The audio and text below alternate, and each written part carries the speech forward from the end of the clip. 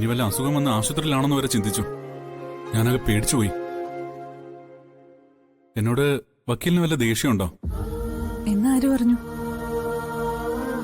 2 ദിവസമായിട്ടുള്ള വക്കീലിന്റെ പെരുമാറ്റം കണ്ട അങ്ങനെ തോന്നും. എന്റെ ഫോൺ എടുക്കാതിരിക്കാൻ തക്ക കുറ്റമൊന്നും ഞാൻ ചെയ്തിട്ടില്ല. സച്ചി എന്തെങ്കിലും കുറ്റം ചെയ്തൊന്നും ഞാൻ പറഞ്ഞിട്ടുമില്ല.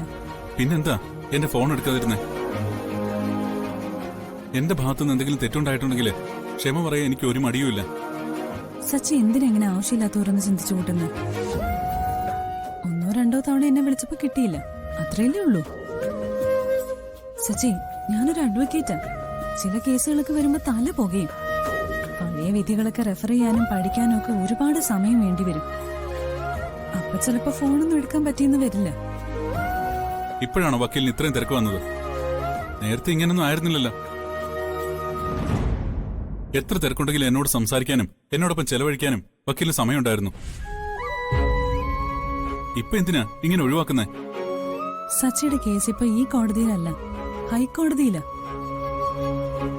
അവിടെ എന്നെ പോലൊരു വക്കീല് പോരാ കേസ് ജയിക്കാൻ. ഏതെങ്കിലും ഒരു നല്ല വക്കീലിനെ വെക്കണം. സച്ചി, ഇനി ഈ കേസിന് വേണ്ടി എന്റെ പിന്നാലെ നടന്ന സമയം കളയണ്ട.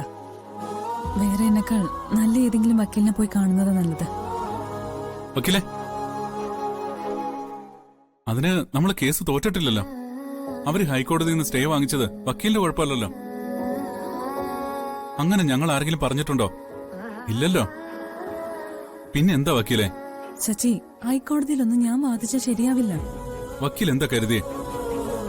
അവര് പോയി സ്റ്റേ വാങ്ങിയപ്പോഴേക്കും ഞങ്ങക്ക് വക്കീലിനെ വിശ്വാസം ഇല്ലാതായി എന്നാണോ? ഒരിക്കലും അല്ല. ഇനി അങ്ങ് സുപ്രീം കോടതി വരെ പോയാലും ഈ കേസ് വക്കീൽ തന്നെ വാദിച്ചാ മതി. സച്ചിക്ക് കേസിനെയും കോടതിയും കുറിച്ചൊന്നും വലിയ ധാരണയില്ലാത്തതുകൊണ്ടാണ് ഇങ്ങനെ സംസാരിക്കുന്നത്. വലിയ വലിയ വക്കീലന്മാരുടെ ഒന്നും മുന്നിൽ ഞാനൊന്നും അല്ല. വക്കീലെ, ജീവിതം കൈവിട്ട് നിൽക്കുന്ന ഒരുത്തനാ ഞാൻ. വക്കീലും കൂടി എന്നെ ഇങ്ങനെ വേദനിപ്പിക്കരുത്. എനിക്ക് അത് സഹിക്കാൻ പറ്റില്ല. വക്കീൽ എന്റെ കൂടെ ഇല്ലെങ്കിൽ ഇനി കേസും കോടതിയും ഒന്നും വേണ്ട. എല്ലാം കൊണ്ടുവയ്ക്കോട്ടെ, ആരെങ്കിലും കൊണ്ടുവയ്ക്കോട്ടെ. ഞാൻ ഇനി ഒന്നുമല്ല. അതിനേക്കാളും നല്ലത് ഞാനങ്ങ് ഇല്ലാതാവുന്നതാ.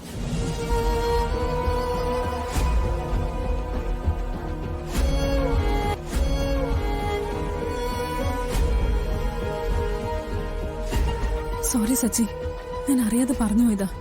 എന്നോട് ക്ഷമിക്കേ.